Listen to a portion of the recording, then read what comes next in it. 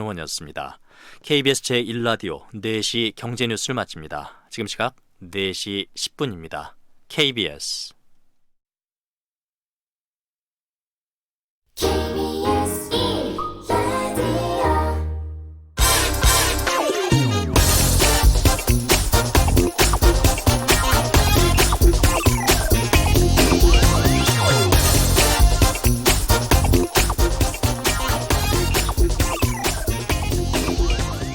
지금 국회에서는 국정감사가 한창이죠. 국정감사 하기 전부터 의원실은 바쁘게 돌아갑니다. 언론에 의원 이름이 거명될 만한 보도자료를 내는 게 매우 중요하기 때문에 그런데요. 그래서 주로 숫자가 많이 나옵니다. 이 보도자료들에는. 언론이 숫자를 좋아하거든요. 왠지 정확한 것 같으니까요. 그러나 언론이 좋아할 만한 그런 단편적인 숫자, 자극적인 숫자만으로는 전체 경제의 큰 그림을 보기가 어렵습니다. 아니면 불가능할지도 모르겠습니다. 이것은 많고 저것은 적고 이것은 넘치고 저것은 부족하다고 하는데, 부족하거나 적다고 주장하는 부분에 대해서 투입을 강화한다고 말하면 그건 복지 포퓰리즘이 되는 나라가 우리나라죠. 많거나 넘친다고 주장하는 부분을 제어하려고 하면 그건 또 과도한 규제라고 비판합니다. 그러면서도 본인들 지역구와 관련된 예산은 또 소리소문 없이 증액하려는 게 우리 국회의원 나리들의 속성이죠. 그 돈은 어디서 나는 걸까요? 과연 우리 세금은 큰 그림에서 제대로 쓰여지고 있을까요? 국회는 국가 경제의 장기적인 밑그림을 그리는데 심혈을 기울이고 있을까요? 아니면 한순간 언론에 잠깐 비춰지는 본인들 이름 석자 한 줄을 위해서 귀에 솔깃한 아이템만 찾고 있을까요? 국정감사 기간이 아닐 때도 국회의원들 별로 일 안 하는 것 같은데, 국정감사도 매번 보여주기 쇼가 되어버린다면 시쳇말로 우리 손은 누가 키우는 겁니까? 안녕하십니까. 진실탐사 엔터테이너 있는 대로 다학과 최경령입니다. 세상에 이익이 되는 방송 최경령의 경제쇼 출발합니다.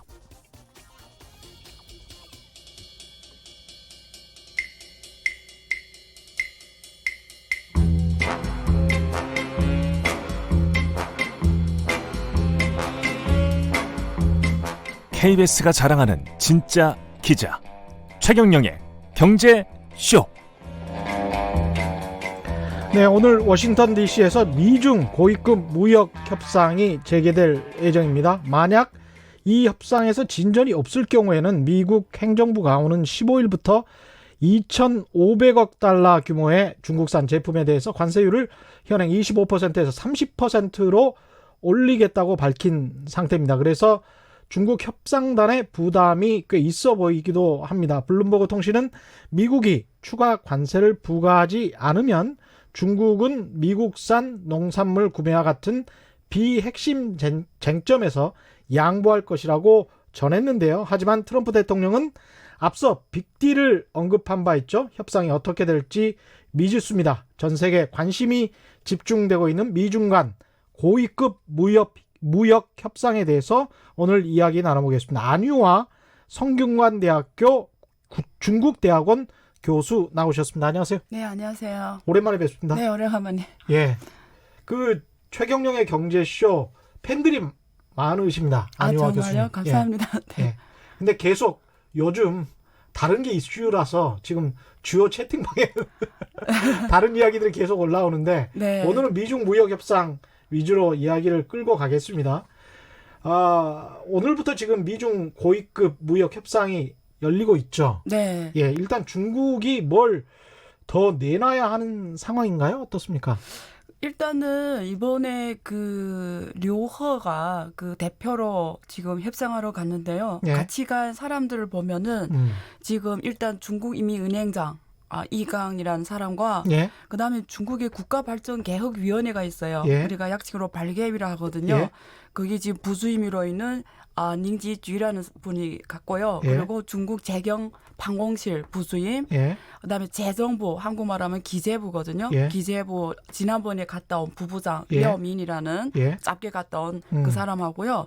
외교부 부부장 정태광 음. 그리고 공업과 그러니까 정보화 부라고 있어요. 한국말하면 산업통상부 같은 예, 산업 정통 그렇죠. 예. 산업통상 예.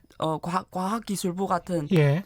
맞죠? 과학기술부죠. 한국. 그렇죠. 거기하고 비슷하고요. 그리고 중국 그러니까 중앙의 농업방공실이라고 있어요. 거기 예. 부주임 그리고 농업부 중국의 농업부 부부장 이렇게 그다음 사무부까지 다 갈 거예요. 그러니까 사무부, 농업부, 중앙농업방공실 그다음에 뭐 여기 말하는 산업통상부 같은 데도 갔고요. 외교부, 경제부처 재정부 전부 다. 그다음에 갔어요. 중국은행 이렇게 간 거네요. 근데 왜 예. 갔냐? 이 간 사람들 보면 알아요. 인민은행이 갔다는 거는 무슨 이야기 할까요? 위안화 환율 예. 비슷한 얘기겠죠. 음. 발개위라는 거는 음. 그러니까 중국에서 국유기업 중국제조 205하고 예. 그다음에 뭐 국유기업에 대한 어떤 정책이라든가 예. 국가 프로젝트 다 발개위에서 해요. 예.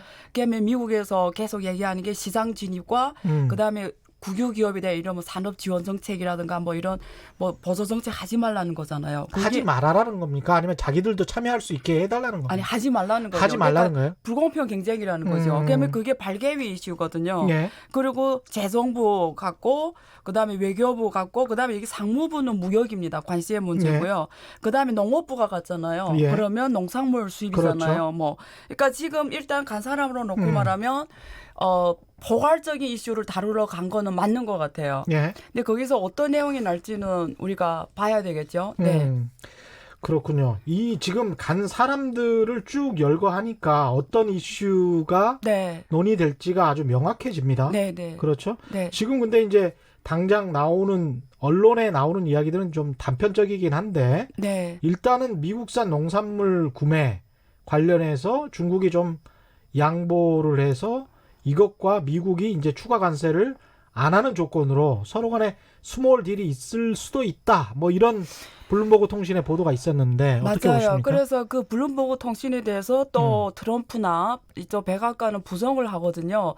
지난번에도 비슷한 이야기 있었어요. 예. 그러니까 그 블룸버그에서 그러니까 중국 기업이 미국 자본시장 상장을 불허하겠다 이런 게 블룸버그에서 나갔는데 예. 백악관에서도 그게 사실이 아니다 이렇게 부정을 한 거 봐서는 블룸버그는 월가 스트리트 이쪽이잖아요. 예. 거기는 친중국 쪽이에요. 예. 좀 친중 쪽에 있는 기득권들이 많고요. 근데 트럼프는 빅딜을 원한다. 명확하게 지금 그렇죠. 이 얘기 했잖아요. 예. 근데 류허가 이번에 가서 제가 판단하건데 가장 최악의 경우라도 스몰 딜 말씀하시는 그 관세를 15일부터 적어도 부과하지 않게 하는 목표는 있는 것 같아요. 그러려면 중국에서 뭔가 줘야 되잖아요. 그렇죠. 그래서 그거 봐서는 지금 농산물은 사실 9월에 이미 대두와 예. 돼지를 수입을 했어요.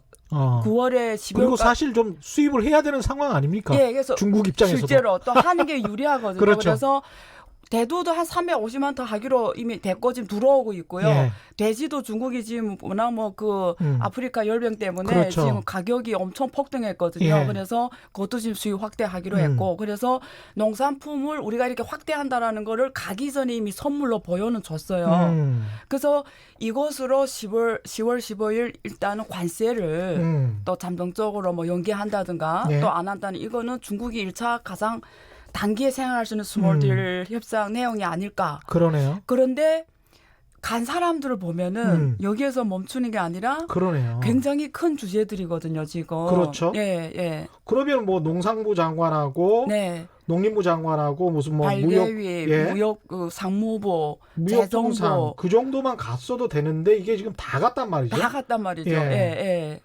그러면 그래서, 뭔가 지금 트럼프 대통령 근데 이제 트럼프 대통령 특유의 전략이 한쪽에서는 언론에서 이렇게 말하게 네. 만들고 또는 네.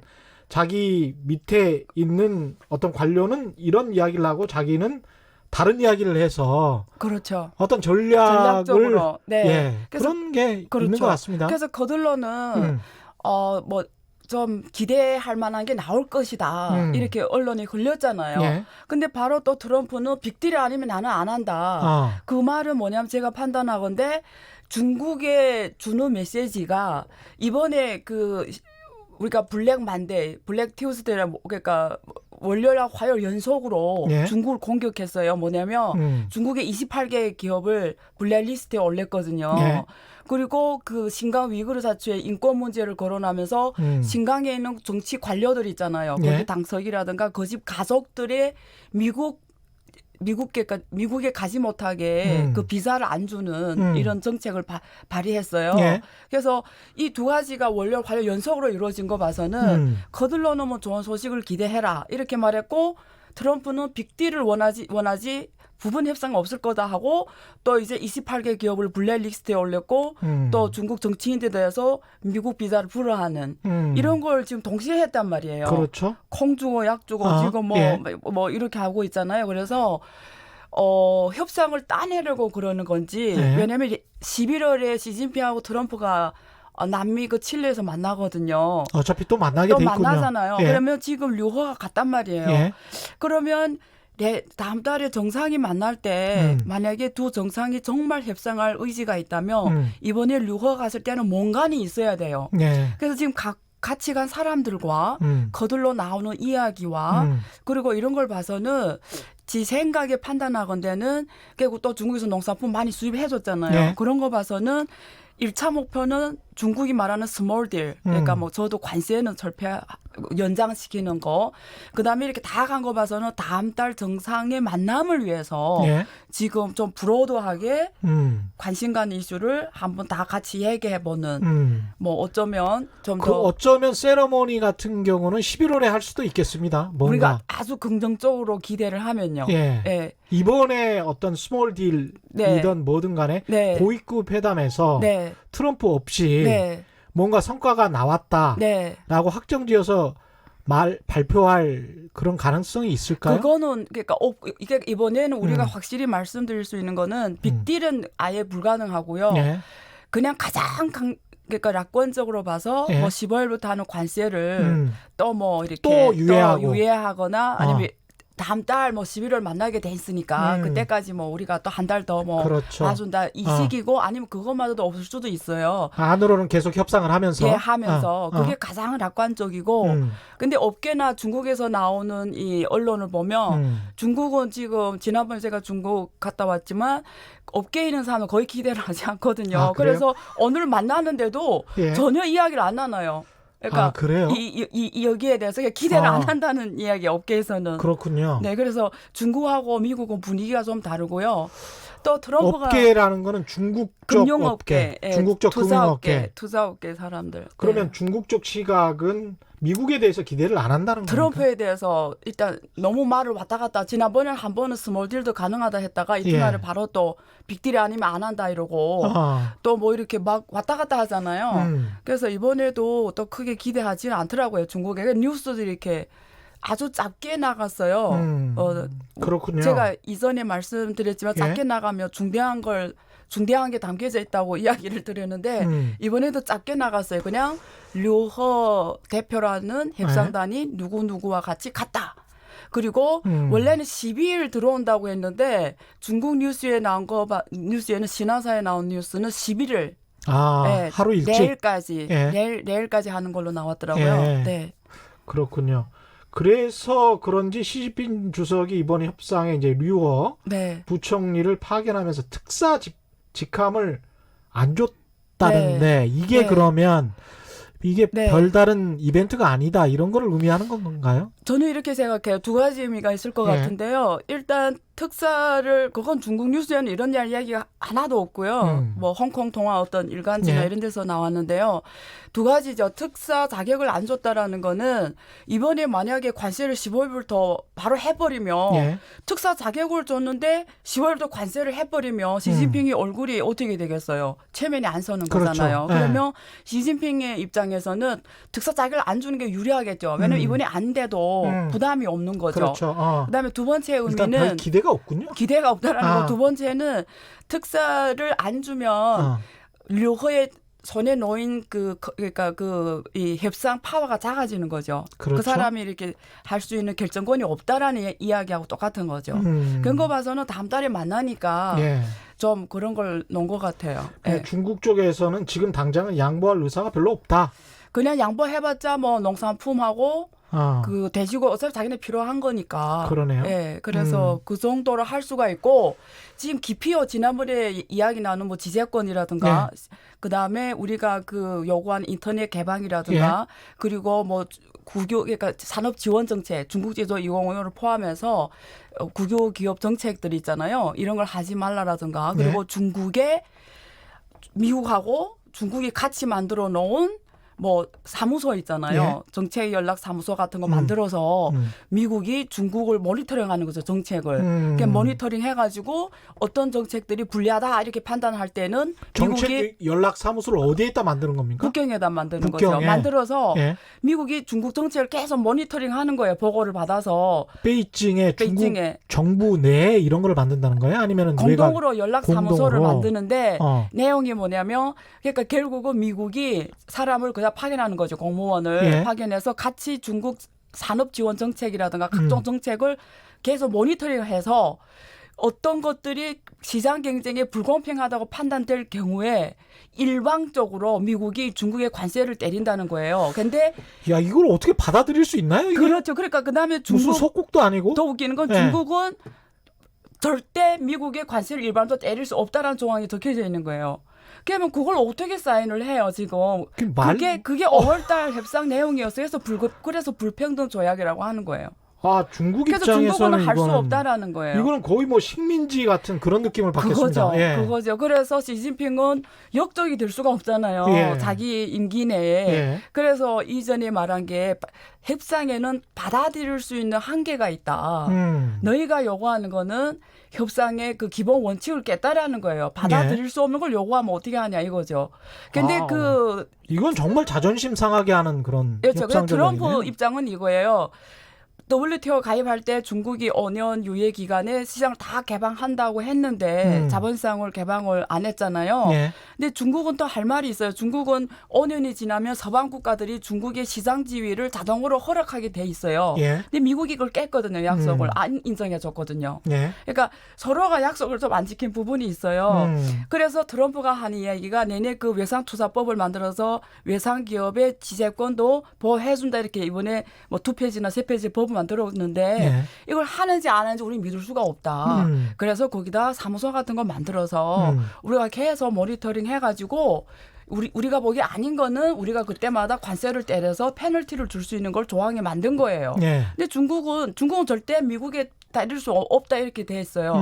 그러면 중국 정부는 받아들일 수가 없는 거죠. 그러네요. 그래서 그게 중국식 표현이 뭐냐면 원본중동. 그러니까 이게 협상 내용이 적은 게 누가 봐도 양국이 평등한 조약이라는 걸 누가 봐도 그렇게 하자라는 건데 트럼프는 내내가 몇십 년 동안 우리한테서 일방적으로 매년마다 3,000원 넘어 흑자 돈을 갖고 가시니까 무언가를 또 속이는 것 같으니까 그러니까 그런 지금 거죠. 평등 조약은 미국한테는 불평등 조약이다. 그래서 지금 불평등 조약이 해야 지금까지가 평등한 거다. 그게 트럼프의 주장이에요.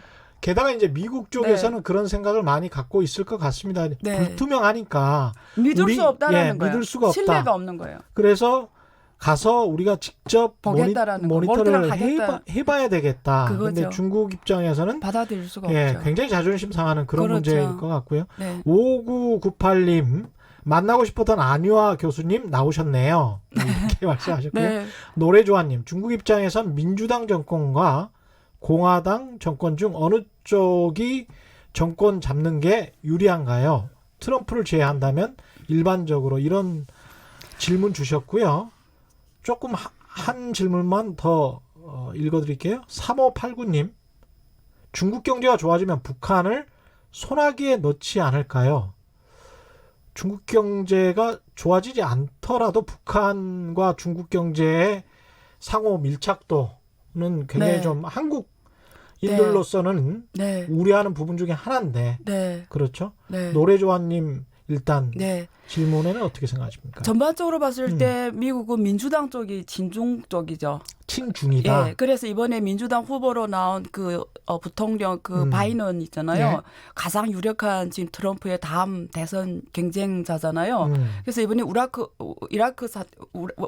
우크라이나 그 사태도 예. 지금 트럼프가 탄핵당한 이유 중에 하나도 바이든을 견제하느라고 발생한 거잖아요. 그래서 민주당에서 바이든 아들이 뭐 중국하고 어떻게 결탁해서 뭐 사모펀드 만들고 뭐 이런 얘기 나오는 거예요. 예. 그러니까 전반적으로 민주당이 친중 쪽에 있다고 보면 되고요. 중국은 민주당이 되기를 희망하는 편이 아닐까 이렇게 판단하고 있고요. 예. 근데 뭐 지금 전반적으로 봐서는 뭐 탄핵이 어떻게 흘러가겠는지는 모르겠지만 예. 공화당이 역시 다음에 좀 더 유력한 상황이다 보니까 근데 중국은 어쨌든 다음 대선에 어떻게 될지는 공화당이 더 유력한 상황이라고 보고 계시는군요. 그렇게 보죠. 예. 근데 공화당이 된다 해도 누가 나와도 트럼프보다 낫지 않을까 중국에서 이렇게 판단하고 있는 거죠. 예. 그래서 지금 트럼프하고 굳이 빅딜을 협상할 이유가 없죠. 왜냐하면 지금 트럼프가 표를 얻어야 대통령 되는 예. 사람이잖아요. 예. 근데 어떻게 알아요? 또 모든 게 100%라 해도 세상이 그렇죠. 100%가 없으니까 다음 꼭 대선까지는 트럼프가 공화당의 후보가 될 수 있느냐 그것도 문제일 수 있죠. 확률은 예. 높은데 예. 그래도 모르니까 예. 대선까지는 빅딜은 안 하는 게 중국의 유리한 전략이죠. 그러네요. 그래봤자 계속 스몰 딜 정도죠. 네, 네. 중국이 원하는 거는. 3589님은 중국 경제가 좋아지면 북한을 손아귀에 넣지 않을까요? 이런 말씀인데. 지금 이미 북한 경제가 중국에 대한 의존도가 90% 넘고요. 예. 90%? 네, 넘어요. 그리고 실제 북한에 저는 이전에 많이 가봤는데요. 2000년대 그때 많이 가봤는데요. 북한에 여기 광산 예. 이런 광산물 자원 쪽은 거의 그러니까 북한하고 중국 자본이 합작으로 돼 있어요. 아, 그렇군요. 네, 그래서 거의 그쪽에 지금 광산물 자원은 중국이 지금 다 뭐 특히 석탄 같은 거는 중국이 전량 수입해서 에너지 발전에 쓰고 있는 상황이고요. 아, 그럼 다 넘어간 겁니까? 예, 대신에 중국은 경공업이라든가 예. 기름이라든가 이런 걸 공급해 주고 있는 거고요. 그래서 지금 이미 엄청 의존도가 높고요. 그건 중국 경제 잘 가고 못 가고가 크게 상관은 없습니다. 왜냐하면 그러네. 유일하게 지금 북한에 대해서 할 수 있는 게 중국밖에 없잖아요. 그렇죠. 근데 김정은은 중국에 대한 의존도가 너무 높으니까 지금 러시아와의 관계를 개선하고 일본과의 관계도 좀 고민하고 있죠. 예. 그래서 좀 포트폴리오를 다변화하려고 하죠. 왜냐하면 중국의 의존도가 높다라는 거는 지금 이 질문하신 분이 말씀하신 것처럼 예. 좀 컨트롤 당할 확률 높으니까 김정은은 좀 다변화를 꾀하고요. 가장 원하는 게 미국과의 관계 개선이죠. 그래야 중국에서 좀 벗어날 수 있다고 생각하는 거죠. 그러니까 북한 입장에서도 네. 미국과 중국 사이에서 등거리 외교가 좀 필요한 상황으로 돼 있네요. 그걸 하려고 지금까지 노력해온 거죠. 그래서 아. 북핵 협상에 나온 거죠. 김정은이. 그렇게 되면 우리한테는 훨씬 더 나은데. 그러면 한국은 지금 있잖아요. 만약에 이번에 미국하고 북미 협상이 잘 되잖아요. 예. 한반도는 새로운 기회가 오는 거예요. 예. 왜 그러냐면 중국이 지금 중미 무역 전쟁 때문에 지금 제조업이 베트남이나 동아시아로 가잖아요. 예. 근데 베트남이나 인도나 저쪽 동아시아의 그 노동자의 효율성이 되게 낮아요. 생산 효율성이. 예. 근데 개성공단 같은 이런 북한 사람들 쓰는 여기는 북한 산업 효율성이 되게 높거든요. 예. 그럼 이렇게 글로벌 그 산업 체인이 동남아로 이전할 때 만약에 한반도가 개성공단이 크게 생기잖아요. 그러면 동남아를 안 가고 이게 여기 개성공단의 활률이 엄청 높아요. 글로벌 기업들이. 예. 왜냐하면 세계에서 가장 생산 효율성이 높은 게 중국 사람들하고요. 북한 사람들이에요. 거기는 노조가 없잖아요. 그리고 모든 걸 당이 영도해서 쫙 잡릴 예. 수가 있잖아요. 예. 그럼 중국에서 지금 밸류체인 때문에 중미 무역 전쟁 때문에 못할 때 베트남 가는 것보다 이 개성공단하는 게 훨씬 외상투자 그렇죠. 기업 입장에서는 예. 효율성이 굉장히 높아요. 예. 그래서 역사의 기회를 맞는 거예요. 그래서 사실 북한하고 미국 협상이 잘 되면 한반도에는 두 번 제2 한강 기적이 올 큰 기회죠. 예. 사실은 그 개성공단보다 훨씬 큰 공단을 만들어서 예. 지금 밸류체인이 움직일 때 그걸 다 이쪽으로 갖고 오면 북한이 제2 한강 기적을 만들 수도 있죠. 중국도 노동조합이 없습니까? 아니면 노동조합이 없어요. 사실 기업과 똑같은 공회라는 게 있는데요. 공회 그 주석이 공산당원이에요. 예. 공회 주석이 되려면 예. 기업마다 공회라는 게 있어요. 공회. 예. 근데 공회 주석이 되려면 공산당원이어야 돼야 주석이. 그렇더만요. 그러니까 예. 공회라는 게 결국 공산당 뭐 링동하에 있으니까 한국에서는 그걸 어용 노조라고 하거든요. 어용 노조 예. 비슷하겠네요. 예, 그러니까 기업을 한국의 노조가 아니에요. 그냥 그렇죠. 쉽게 말하면 기업의 복지 조직이에요. 그 아. 명절 때 뭐 월병 나눠주고 음. 뭐 여성의 날이 있거든요. 3월 8일에. 그러면 여성을 위한 또 복지 뭐 해줄 예, 것인가. 노동조합 위원장하고 네. 그 사주하고 굉장히 친한 그러니까 또는 그냥 친척일 수도 있는 그런 그냥 공산당 조직이에요. 공산당 조직입니까? 예, 그냥? 그래서 공산당 예. 영도를 따르기 때문에 기업의 복지를 책임지는 조직이라고 보는 게 더 명확해요. 그렇군요. 네. 이런 상황을 잘 이해를 해보면 중국에서 자유의 물결이 더 많이 들어가서 네. 거기에서 노동조합이 만들어지고 그런 것을 중국 공산당 자체가 싫어할 수밖에 없을 것 같습니다. 그래서 인터넷 개방이랄지 이런 것들, 지적재산권. 그렇죠. 예. 그게 공산당 그 지금 영도 이 튼튼하냐 안 튼튼하냐와 관계가 있는 거거든요. 특히 예. 인터넷 개방은 굉장히 중국의 공산당 정권의 안정에 큰 도전이 되는 사항이죠. 예. 중국의 부패 관료들 다 인터넷 개방 때문에 인터넷 올라온 어떤 사건 때문에 떨어져 그렇죠. 나가거든요. 예. 그리고 개방한다는 거는 어마어마한 일이죠. 예. 그러니까 결국은 미국이 핵심적으로 지금 주장하고 있는 지적재산권, 아까 말씀하신 인터넷 개방, 그리고 국유 기업 정책연락사무소. 정책연락사무소는 굉장히 무리한 주장이긴 하지만 그렇죠. 앞에 3개 정도는 일반적인 주장이라고 볼 수도 있는데 네. 이것도 중국 입장에서는 거의 못 받아들일 가능성이 높겠습니다. 한동안. 지금 미국이 요구하는 게 그거예요. 시장 진입. 예. 그게 금융시장 개방이에요. 그래서 이번에 자본시장 개방하겠다 해서 증권회사도 외국 자본이 51% 통제 지분을 갖게 가게 해서 예. 지금 이미 세계에 외국 자본이 통제한 증권회사가 만들어졌어요. 예. 이미. 그래서 자본시장도 개방하겠다. 이것도 시진핑이 했어요. 작년 보호 포럼 시작해서 지금까지 계속 하고 있어요. 예. 시장 진입은 지금 거의 다 오케이 하는데요. 인터넷 개방은 아니고요. 그거는 빼고 뭐 금융시장 개방 이거는 지금 계속 하고 있어요. 예. 그다음에 두 번째가 그 시장 구조의 문제예요. 예. 그게 아까 말하는 국유 기업의 지원 정책을 트럼프 쪽에서는 없애라 이거예요. 그거는 다른 서방 국가는 시장 경제의 원리에 따라서 우리가 너희네하고 경쟁하는데 예. 너는 뒤에 국유기업을 내수해서 뒤에 정부가 지원해주면 세계 누구하고 싸워도 다른 기업이 이길 수가 없다라는 거예요. 그렇죠. 공평 경쟁이 아니라는 예. 거예요. 그래서 너네가 시장 경쟁을 하는 나라면 국유기업에 대한 정부 지원을 없애라는 거예요. 그게 시장 구조의 문제거든요. 예. 거기에 대해서는 중국 정부는 현 상황에서는 굉장히 난감해하는 상황이죠. 영화나 문화적인 네. 것들, TV 같은 경우 있지 않습니까? 네. 그래서 이제 문화적인 이데올로기로 네. 자유시장 경제가 이른바 이제 공산주의 경제에 집중했던 경우가 많은데 네. 중국 같은 경우는 그걸 철저히 지금 막고 있는 겁니까? 그렇죠. 문화는 개방이 전혀 안 됐고요. 아, 그래요? 그 1년에 영화 같은 경우는 티어가 있어요. 1년에 뭐 50편, 뭐 미국 영화, 뭐 예. 한국 영화 각 나라별로 티어가 있거든요. 예. 거기에서 멈춰져 있고요. 과거에 한국의 군사 네. 독재 정부와 하고 비슷한 아주 비슷하죠. 예, 네. 그러네요. 네. 상황 자체가. 네. 지금 그러면 미국이 압박할 수 있는 카드 네. 같은 경우는 뭐 신장 위구르 지역의 인권 문제 네. 이야기를 미국 상무부가 하고 있고 네. 홍콩 이야기 많이 하지 않습니까? 네. 아까 말씀하신 레리 커들러 위원장도 홍콩 사태가 외부 변수가 될 수 있다. 네. 이런 이야기를 했는데 이런 인권 문제랄지 홍콩 사태도 뭐 인권과 관련된 것이니까요. 어떻게 보십니까? 이게 어떤 미중 관계를 변화시킬, 미중 무역 협상을 변화시킬 어떤 요인이 될 수 있다고 생각하십니까? 그 이번에 트럼프가 제가 관찰해 보니까요. 트럼프가 비즈니스맨이잖아요. 예. 그래서 지금까지 이렇게 생각한 거예요. 완전한 경제 제재를 취하지 않았어요. 북한처럼. 예. 근데 실제는 북한처럼 완전한 경제 제재하면 금방 끝나거든요, 이 게임이. 예. 근데 안 한 거 봐서는 사실 중국을 죽인다는 것보다 같이 협상해서 비즈니스를 하자는 게 더 커요. 비즈니스를 하는데 우리 룰대로 하자는 거예요. 예. 너희 룰이 아니라. 그렇죠. 그러니까 너희 땅에서 우리가 비즈니스 하게 해줘. 단지 너희 룰이 아니라 아니라 우리 룰대로 해줘. 이게 지금까지 요구가. 근데 중국이 의외로 말을 잘 안 듣는단 말이에요. 그러니까 트럼프가 비즈니스맨이가 생각지 못한 게 점점 공부하는 거죠. 예. 아, 이거 경제로만 풀면 말 안 듣는구나. 예. 그래서 전 세계 공감을 일으키려면 인권을 건드려야 되겠구나. 그러면 인권 문제가 딱 나오면 미국만이 중국에 적대시하는 게 아니라 서방 국가들이 거의 다 중국에 적대시로 나가요.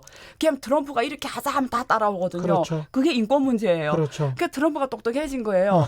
아, 이렇게 얘네 보고 말 듣게 하려면 인권을 예. 거기서 이번에 신강 위구르 정치인들의 그 가속까지 해서 미국 비자를 안 주는 거고요. 홍콩도 협상에 이번에 그 홍콩의 시위에 대해서 아주 위대한 뭐 홍콩 시민이라 했고요.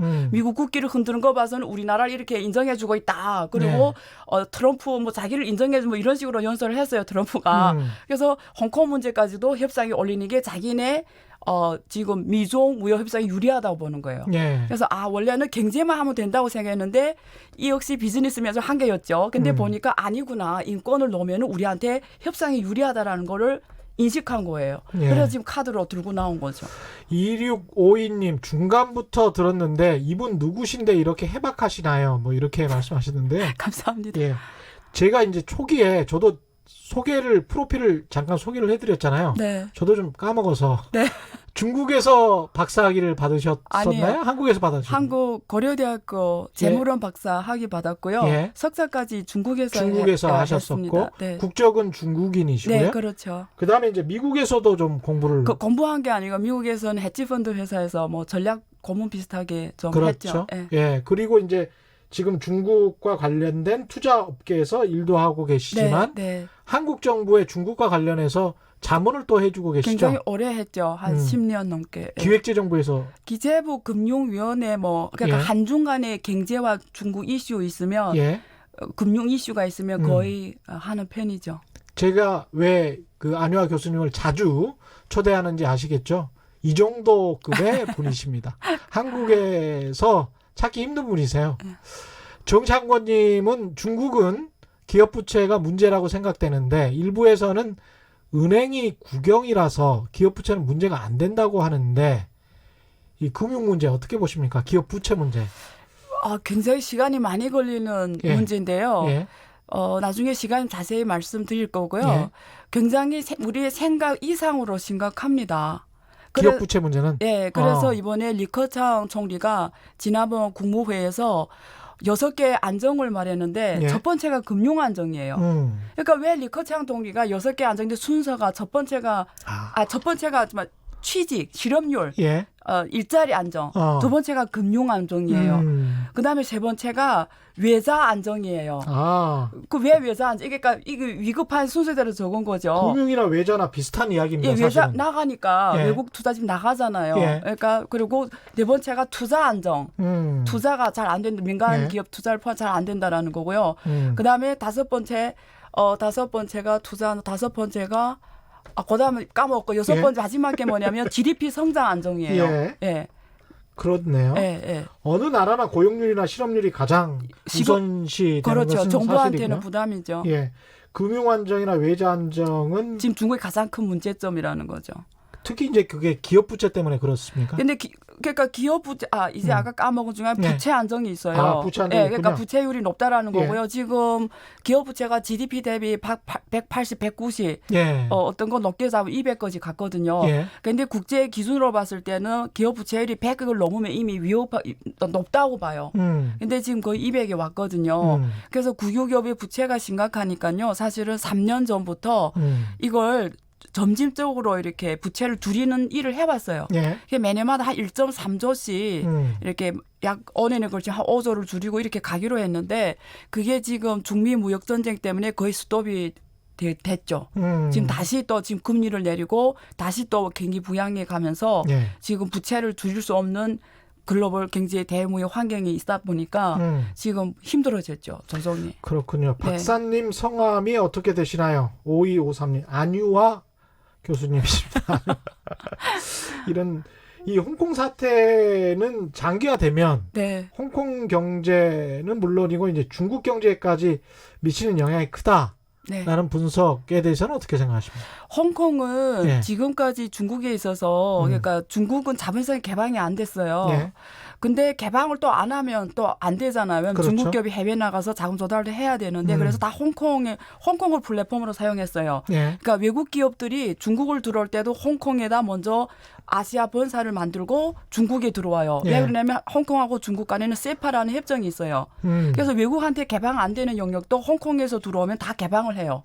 그다음에 다른 나라에서는 중국하고 할 때는 관세도 있고 이렇잖아요. 그런데 홍콩에서 수출할 때는 다른 나라에서 비관세예요. 그렇죠. 예를 들면 홍콩하고 미국과의 다 비관세예요.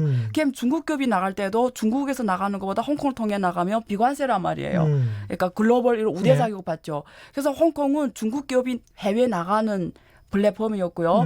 외국 기업이 중국 본토로 들어오는 플랫폼이었어요. 그래서 한국도 수출이 상당 부분이 홍콩을 통해 들어가요. 예. 수입의 상당 부분도 홍콩을 통해 와요. 그게 왜냐하면 관세적으로 우대를 많이 받아요. 그렇군요. 거의 비용이 적게 들어요. 예. 그런 역할을 하던 홍콩이 지금 이런 일이 벌어지니까요. 지금 중국에는 굉장한 타격이고요. 홍콩에 더 큰 타격이죠. 앞으로 홍콩의 글로벌 3위 금융허브 지역이었잖아요. 예. 이게 만약에 올해 가게 되면 싱가포르에 이 자리를 내주게 되죠. 그렇군요. 예, 예. 이렇게 되면 중국 입장은 전병서 소장님은 그렇게 이야기를 하시더라고요. 전 네. 세계가 지켜보고 있으니까 홍콩에서 중국 본토에 네. 인민군이 투입되는 일은 없을 것 같다. 네. 홍콩은 중국 관광객이 안 가면 네. 경제가 위험해지기 때문에 네. 굳이 중국 본토에서 무력을 사용할 필요도 없다. 네. 그래서 그래서 관광과 관련해서 일단 끊어버리면 네. 홍콩이 손을 들 가능성이 있다. 네. 이런 이야기를 하셨는데 어떻게 생각하십니까? 지금 홍콩이 관광이 거의 제로예요. 지금 현재 이미 관광이 지금 없어요. 예, 지금 호텔이 다 텅텅 비어 있어요. 홍콩 호텔이. 그렇군요. 그러니까 그거는 중국 무력이 들어가냐 안 들어가냐 상관없이 이미 지금 지금 4개월째 이어지고 있잖아요. 예. 지금 거의 텅텅 비었고요. 근데 홍콩 시위는 그 뒤에 누가 있는지는 모르겠어요. 예. 근데 지금 처음 시작하고 달리 이제는 묘하게 가고 있어요. 어떻게 보면 묘하게 가고 있다. 무슨 이야기나 처음에는 반중 시위로 반중 송화법 시위로 시작했지만 그랬죠. 후에 캐리람이 안 하겠다 했잖아요. 예. 근데 더 격화되고 있잖아요. 예. 그래서 성질이 변했어요. 그래서 지금 홍콩 문제는 서방 세계와 그러니까 완전 서방 미국을 대표로 하는 서방의 민주주의 사회와 중국을 대표로 하는 이런 좀 사회주의 이데올로기 갖고 있는 이머징 국가 새로 강국으로 떠오르는 예. 신냉전의 접점 성격으로 변해버렸어요. 아, 그래서 홍콩 시민들은 사실은 네. 나 돌아갈래 네. 이런 생각이 좀 있는 거군요. 그러니까 그런 사람이 있어요. 영국 자치령 이 시절이 훨씬 더 좋았다. 그래서 지금 영국에 요구하고 있어요. 예. 일단 이 일에 간섭해달라 첫 번째. 예. 두 번째 우리한테 홍콩의 시민권을 달라. 무조건 홍콩 사람들에 한해서. 예. 근데 영국은 중국의 눈치를 보죠. 중국 시장이 엄청 크기 때문에 그렇죠. 거절했어요 지금. 근데 만약에 미국이 만약에 지금 미국이 간섭할까 말까 고민하고 있어요 트럼프가. 근데 미국이 만약에 홍콩 사태에 간섭한다 이러면 영국은 무조건 미국 따라가는 나라거든요. 그렇죠. 그래서 이 시위대 대표들이 자꾸 미국 가요. 가서 트럼프 보고 빨리 이 일을 간섭해달라는데 그렇죠. 재밌는 거는 예. 트럼프는 말만 하지 아직 액션을 안 취해요. 그게 사실은 민주화 네. 운동을 경험했던 한국도 마찬가지지만 네, 친미 정권이면서 독재 정권이었던 나라가 네, 그 미국의 이익이 되고 유리하면 네. 미국 정부가 또 용인해줬던 측면도 많았었고 그렇죠. 그랬던 역사도 많습니다. 네, 그래서 네. 필리핀의 맞아요. 마르코스 대통령 맞아요. 같은 경우도 네. 마찬가지였고 네. 독재 정권이었는데 민주화 운동이 일어나면 탄압을 해도 그냥 못 본 척 지나갔던 경우도 많았기 너무나 때문에 많죠. 슬픈 네. 역사가 좀 있습니다. 네. 사실 국제 경제가 이렇게 움직이고 있습니다. 중국 대내적으로 지금 잠깐 말씀하셨지만 아프리카 돼지열병 때문에라도 지금 그 미국으로부터 농업과 관련해서는 충분히 농산물을 받을 네. 수 있는 상황인 거는 네. 맞고요. 네. 그렇습니다. 그러면 이제 트럼프는 선거 앞두고 탄핵 위기에 빠져 있고 네. 지금 선거도 치러야 되고 그런데 이 시진핑은 확실하게 뭔가를 줄 생각은 안 하고 있는 것 같고 네. 하지만 스몰 딜은 뭐 괜찮다는 정도라면 네. 일단 미중 무역 협상이 어떻게 갈지 하고 이게 한국 경제가 언제 이런 어려운 상황에서 어떤 돌파구를 마련할지 숨통이 트일지 좀 궁금합니다. 일단은 그 내년 대선까지는 뭐 아주 명확하게 우리가 클리어하게 답을 수 있는 답은 없어요. 예. 단지 결국 트럼프의 국내 정치 상황에서 결정된다고 봐요. 탄핵이 어떻게 가냐. 만약에 궁지에 몰리게 되면은 이 국내 투표를 다른 매력적인 점을 또 부각시켜야 되니까 예. 그때 하면 또 중국하고 부분 협상도 가능하다는 식으로 나올 수도 있을 것 같아요. 예. 근데 중국 입장에서는 탄핵 중에 있는 트럼프하고 협상할 이유가 없어요. 그렇잖아요. 예. 트럼프가 아주 잘 가서 확실시한다 다음 대통령. 그렇죠. 그러면 뭐 빅딜이 될까 말까 한 상황에서 탄핵까지 있는 트럼프하고 빅딜을 할 이유가 없죠. 그러니까 결국 결론은 미국 국내 정치 상황이 트럼프의 의중을 변화시킬 거고 예. 그에 따라서 미국하고 중국과의 무역 협상에 이 스텝도 변할 것이다. 근데 중국 입장에서는 굳이 내년 대선까지 빅딜을 할 이유는 없다. 예. 이렇게까지 말씀드릴 수가 있겠어요. 그렇습니다. 홍콩 문제 다시 한 번만 좀 짚어볼 부분이 네. 금융 허브를 중국 쪽으로 옮기고 있다. 네. 거의 다 옮겼다. 이런 주장도 있는데 그럴 그 수는 부분에 관해서는. 중국은 지금 전략적으로 하고는 있어요. 예. 선전을 이번에 발표했어요. 예. 혹시 투자를 관심 있는 사람들은 선전을 주목하세요. 선전을 세계 최고의 뉴욕이라든가 예. 이런 그 영국의 런던 같은 도시로 만들겠다고 발표를 했어요. 그 선전의 어떤 부분에 투자? 그러니까 선전이 원래는 세계 제조 공장이에요. 예. 모든 산업 생태계가 선전에 다 있어요. 예. 그러니까 선전이 선전이 만약에 가동이 중지되면 전 세계 스마트폰이나 이런 게 다 타격받을 정도로 산업 생태가 잘 돼 있어요. 예. 그래서 제조업 핵심 도시예요. 예. 근데 이번에 홍콩 상태가 있으면서 이번에 중국이 발표한 게 선전을 갖다가 금융 국제 도시로도 만들겠다고 예. 이렇게 시범 도시로 하겠다 발표를 했고 예. 세계 최고의 모범 도시로 만들겠다고 했어요. 예. 중국어로 뼈갈 청스. 예. 그게 세계 선도적인 최고의 도시. 예. 그래서 그 말은 뉴욕이나 런던 못지않은 도시로 하겠다라는 거예요. 야. 그래서 많은 기능을 선전으로 오겠다고 하는 거고요. 예. 그다음에 그 홍콩은 위안화 국제 허브예요. 근데 그 위안화 국제 허브 기능은 중국은 자본시장 개방이 안 됐기 때문에 예. 선전시가 그 역할을 할 수가 없어요. 할수 상하이도 없다. 못해요. 이게 자본시장이 개방이 안 됐잖아요. 예. 그래서 마카오를 지금 거기는 또 일국양제잖아요. 거기도 예. 거기 마카오를 홍콩이 갖고 있던 위안화 국제 허브 기능을 마카오로 예. 가져가지 않을까. 그래서 이번에 그 마카오 행정장관이 홍콩이 위안화 국제 허브 기능을 우리한테 달라. 위안화 국제 결제라든가 이런 거를 자기네 다 하겠다. 뭐 이런 식으로 지금 또 나오고 있어요. 그래서 이렇게 상하이는 워낙 국제금융 도시지만 자본 항목이 시범 개념에서 하기 때문에 한계가 있는 거고요. 예. 선전도 국내가 근데 어서 시범적으로 하겠다 하니까 자본 시범 뭐 정책을 많이 줄 것이지만 국제 자본들은 믿지 않을 거란 말이에요. 중국 선전하고 상하이는 어차피 중국은 그렇죠. 공산당 집권에 자본 항목이 개발 안 된 국가인데 글로벌 국제금융 아시아 본사를 거기다 두기에 너무 부담스럽죠. 그러니까 홍콩이 사실 홍콩 역할을 대체하기는 힘들어요. 빨리 저 사태가 정리가 돼야 홍콩도 좋고 중국도 좋고 글로벌 다른 나라도 좋아요, 사실은. 미국도 좋고. 근데 이제 중국이 저렇게 밀어붙이면 네. 그래서 홍콩을 뭐 탄압하지는 않는다고 하더라도 고사시키려고 네. 장기적으로 한다면 네. 선전의 부동산이랄지 선전 쪽에 투자를 한다면 어느 쪽에 투자를 해야 될까요? 만약에 투자를 하고 싶은 사람이면 김성원 님이 비슷한 말씀을 하셔가지고 저는요, 예. 제가 홍콩은 사실 1시간 넘게 강의해야 되는 부분인데요. 예. 홍콩이 부동산이 그동안 홍콩은 독자적인 통화 화폐 정책을 못 해요. 이게 그 환율이 달러에 고정시켜 놨거든요. 배기제로. 그래서 지금 자본 항목 개방했단 말이에요. 그래서 먼 대리에 불가능한 삼각형 원래에서 지금은 그 통화 정책을 포기한 상황이에요. 예. 근데 이 포기했기 때문에 미국에서 금리를 낮추면 홍콩 부동산은 올라가게 돼 있어요. 미국에서 금리를 올리면 홍콩의 부동산은 떨어지게 돼 있어요. 예. 그러니까 거기에 따라 결정돼요. 홍콩 부동산 가격이. 근데 지금까지 너무 비쌌어요. 근데 지금 미국에서 금리를 내리고 있잖아요. 예.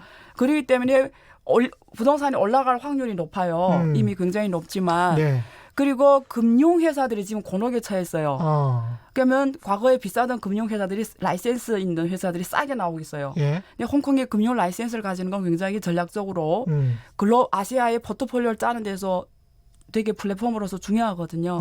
그런 면에서 좀 전략적으로 접근이 좋지 않을까. 네. 방송 2배로 하셨네요. 8824님 교수님 숨 좀 쉬세요. 빨리 말해야 되는 시간이 거의 되니까. 시간이 거의 돼서 네. 고맙습니다. 헤이드님 마지막 질문으로 마무리하겠습니다. 안 교수님 저번에 현금 들고 있으라고 하셨는데 네. 내년에 혹시 기회가 올지도 모른다. 네.